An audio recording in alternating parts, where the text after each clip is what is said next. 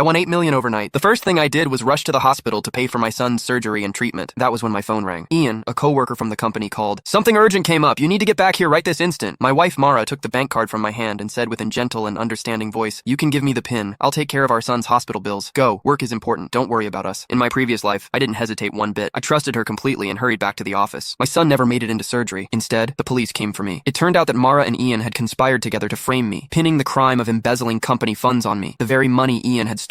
With no money for treatment, my son died in the hospital. My parents, shattered by grief, suffered fatal heart attacks one after the other, and I, rotting in prison, ended my life in despair. After my death, my soul drifted to the holiday villas of Moldevs, where Mara was on vacation. I heard her laughing as she spoke to Ian. That idiot won a fortune and wasted it on that useless sick kid. He dragged me into a miserable life. Laughing even harder, she added, now their whole family is dead, and we get to enjoy wealth for the rest of our lives. Consider it compensation from that idiot. Haha. Then I opened my eyes. I was back in the hospital corridor. At the exact moment, my wife reached out and took the bank card from me. This time, I still told her the PIN. Honey, let me handle the medical bills. Go. Work is important. Don't worry about us. My wife, Mara Miller, held the bank card with $8 million inside tightly. She might have sounded gentle and understanding, but her eyes were gleaming with triumph and excitement. In my previous life, I had trusted her completely. I did not expect her to take the money needed to save our son, Jaden Lowe, to conspire with my colleague, Ian Staffer, and frame me for embezzling company funds. I was then sentenced to 10 years in jail, and Jaden died in the hospital, receiving no treatment. Even my parents died of heart attacks one after the other. Their bodies were left on the streets with no one to help. When I was given another chance at life, hatred was raging in me. I wanted to tear that vicious woman into pieces with my bare hands. However, that would only land me in jail once more. It was not worth it. I was going to use a different way to make Mara and Ian pay the price. I gripped her wrist tightly and said with a strong hint, thank you for dealing with the hospital.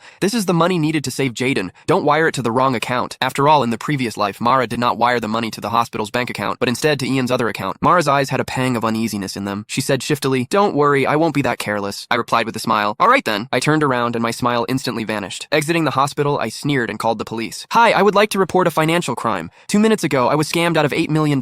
Please help me find the people who took my money. What? $8 million? The police officer became serious and immediately opened a case when they heard the amount of money. They added, since the money has just been transferred, you're lucky you called the police in time. We'll surely help you get your money back. If you have any clues, please come to us again. I said anxiously, all right, thank you. That money is needed for my son's surgery. Please help me. After hanging up, I smiled. I was not worried that they would not be able to get to the bottom of it because the money would soon be returned to my account. That was what Mara and Ian did to frame me in the previous life. However, in my new life, I was going to let them have a taste of their own medicine. My phone buzzed violently in my pocket. It was Ian. I deliberately did not answer. I did not need to. I knew it was Ian trying to get me to rush back to the office, waiting for me to step into the trap. I sniggered. I hailed a taxi, but instead of heading to the office, I headed to the lottery center. Hello, I'm the one who won $8 million this morning. I need an official notarized certificate confirming my identity as the winner right now. In my previous life, I was so desperate to pay for my son's surgery that I had skipped the notarization completely. That mistake cost me everything. Click the link in my bio to get the full story for free.